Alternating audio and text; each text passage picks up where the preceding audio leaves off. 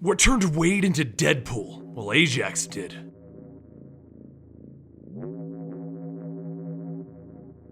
Welcome to The Origins, where we go over the origins of your favorite superheroes and villains. With the Deadpool movie coming out soon, we thought we would dive a little deeper into the origins of the characters featured within. And this story begins with Deadpool dying. He was knocked off a cliff, and oddly enough, he died. Mistress' death appeared to him and gave him a passionate kiss, which reminded him of the last time that they met. It was back at Department K, also known as the Superhero Factory, but more often called Weapon X. Wade Wilson, mercenary extraordinaire, volunteered for the project in hopes of finding a cure for his cancer and maybe become a superhero. Except the experiment went badly, and he was considered a washout who ended up being in a hospice, being called fresh meat with the rest of the washouts. In this hospice, everyone feared the A-Man, the attending. The inmates passed the time placing bets as to when everyone would die. The Deadpool. And when they got to Wade Wilson, he took a pistol and he stuck it to his own chin. But as he went to pull the trigger, A-Man arrived and crushed it in his hand. He then flicked Wade, knocking him out, and he hauled him off to Dr. Kilbrew.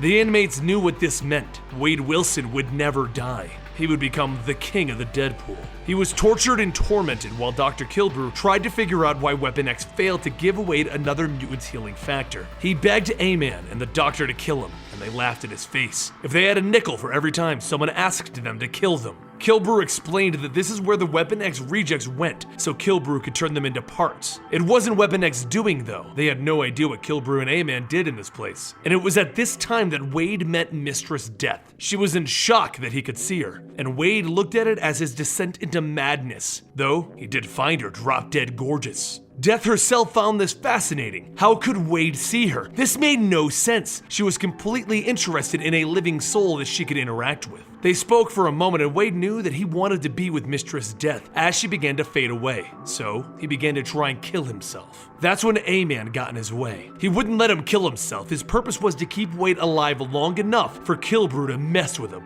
Days, weeks, and even months passed by, and Wade constantly tried to kill himself, and the attending would just stop him. Eventually, Wade was strapped to a wheelchair to prevent himself from doing any more harm to himself. And that's when Wade learned A-Man's real name was Francis, and he hates his real name. So Wade asked him, "Were you a fatty, Francis?" A-Man turned around furious, and Wade asked him again, "Were you too sissy to play football, Francis?" The A-Man told him to shut his mouth, and Wade continued, "Francis Prancis and Pink Frilly Pantsis." All of the patients within the hospice began to laugh at A-Man, and A-Man carried Wade off, and he strapped him to a table to prove that Wade has no power over him. Millions of volts of electricity went through Wade's body, and he found himself in a dining hall with the love of his life again. She brought him there as a distraction, because he still couldn't die. The next day, Wade slapped a sign on the back of A-Man stating that his mommy made him this costume because she loves him. A-Man couldn't take it anymore, and he reported Wade to Kilbrew, telling Kilbrew that he was undermining the attending's authority. But Kilbrew didn't care. Wade was too important to kill, and he didn't care about A-Man's ego. He also informed A-Man that no one ever respected him. They feared him, so make them fear him again. This gave A-Man an idea. If he couldn't kill Wade, he would punish Wade by punishing Wade's friends. He gave Wade a choice: fall in line, or he'll torture his friend Worm.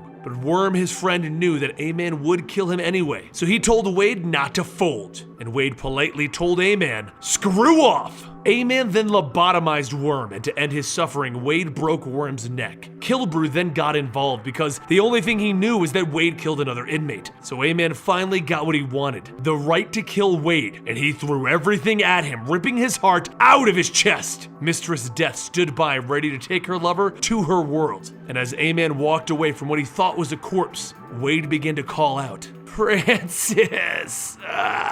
That's when things got interesting. As Mistress Death came to embrace Wade with her kiss, he began to glow, and an explosion of power poured out of his chest. Mistress Death called out no. She wanted Wade, but his damned healing factor was finally kicking in. It's his desire for vengeance that was regrowing his heart, and as he became alive again, he could no longer see Mistress Death. Her plans for Wade were through, but Wade's plans were just starting. He walked out and he began to murder all of the guards and take their guns until he walked up and he shot Francis in the gut. A-Man then began to scream out, "Wilson can't do this! He can't kill the A-Man!" And Wade told him he was right. Wilson was dead. Deadpool is alive and kicking though. A-Man fell to the ground and Deadpool walked out a new man, reborn. But A-Man also came back. He didn't die, and when he returned, he was going by the name Ajax, with a powerful exosuit skeleton that granted him superhuman reflexes, strength, and durability. And that is the man known as Ajax in the movie Deadpool. I hope you guys enjoyed this, and we'll be getting to other origins for other superheroes in this movie very soon. I'm Benny the Comicstorian, and I'll see you next time right here.